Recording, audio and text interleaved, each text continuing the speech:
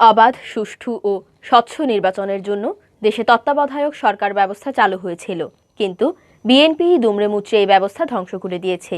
তারা এই ব্যবস্থাকে কুক্ষিগত করেছিল, পরতে পরতে বেআইনি কাজ করে তত্ত্বাবধায়ক ব্যবস্থাকে ধ্বংস করে দিয়েছে।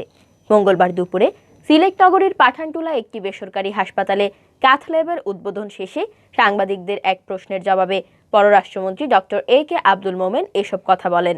পররাষ্ট্রমন্ত্রী বলেন, বিএনপি যখন গণতন্ত্র শেখাতে চায় তাদের মুখে এমন সবক খুবই দুঃখজনক।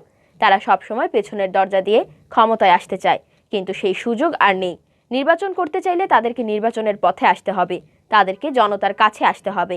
জনতাই হচ্ছে ভোটের মালিক, দেশের মালিক। স্বচ্ছ ইলেকশন কমিশন হবে, সেই কমিশনের মাধ্যমে যে নির্বাচন হবে সেটা অবশ্যই স্বচ্ছ হবে। আমরা এদেশে ইলেকশন কমিশন করে যাতে স্বচ্ছ ইলেকশন হয় সেটার জন্য চেষ্টা চালিয়ে যাচ্ছি। আমরা সবসময় গণতান্ত্রিক নিয়মে বিশ্বাস করি, স্বচ্ছ একটি নির্বাচন হোক সাথে বিশ্বাস করি। মন্ত্রী বলেন, আওয়ামী লীগ গণতন্ত্রে বিশ্বাসী রাজনৈতিক দল। 1970 সালের নির্বাচনে এই দল 169 আসনের মধ্যে 167টি আসন পেয়েছিল। পৃথিবীতে খুব কম দেশ আছে যারা গণতন্ত্রের জন্য রক্ত দিয়েছে। আমাদের 30 লাখ মানুষ প্রাণ দিয়েছে গণতন্ত্র প্রতিষ্ঠায়। পরবর্তীতে বিভিন্ন সময়েও এ দেশে গণতন্ত্রকে পরিপক্কতা দিতে বিভিন্ন ত্যাগ স্বীকার করতে হয়েছে। বিশ্বের বিভিন্ন দেশে নির্বাচন কমিশন নেই মন্তব্য করে পররাষ্ট্রমন্ত্রী বলেন, খোদ আমেরিকায় কোনো নির্বাচন কমিশন নেই। যে সরকার ক্ষমতায় থাকে সেই নির্বাচন করে। আমরা এই দেশে নির্বাচন কমিশন করি যাতে স্বচ্ছ নির্বাচন হয়, কারণ আমরা সবসময় গণতন্ত্র ও স্বচ্ছ নির্বাচনে বিশ্বাসী। ইলেকশন এই কমিশন, অন্যান্য দেশে ইলেকশন কমিশন নাই। আমেরিকাতে সরকার যে থাকে সেই নির্বাচনটা করে, তাদের দেশে কোনো এই ইলেকশন কমিশন হয় না। পৃথিবীতে খুব কম দেশ আছে গণতন্ত্রের সাথে রক্ত দিয়েছে। আমার 30 লক্ষ লোক রক্ত দিয়েছে গণতন্ত্র প্রতিষ্ঠার জন্য।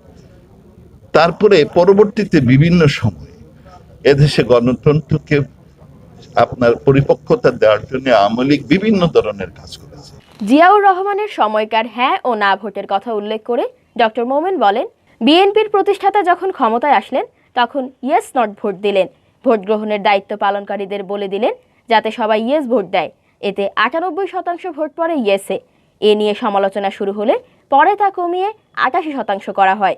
বিএনপি এভাবেই সবসময় পেছনের দরজা দিয়েই ক্ষমতায় এসেছে এবং আসার চেষ্টা করছে। তারা তো গণতন্ত্রের মধ্যে দেশে আসেন নাই, তারা তো ব্যাকডোরে এসেছেন। আর তাদেরই আসল লোক প্রথম যখন আসলেন, আপনার অনেকের হয়তো ইয়াং লেগ জানেন না, তখন আপনার ইয়েস নো ইলেকশন হলো, একজন ক্যান্ডিডেট 98% ভোট পেলেন তিনি ইয়েস। ম্যাজিস্ট্রেটগুলোকে বলা হতো সবাই ইয়েস দিবে, শিক্ষকদের বলা হতো ইয়েস না দিলে ওটা বাতিল।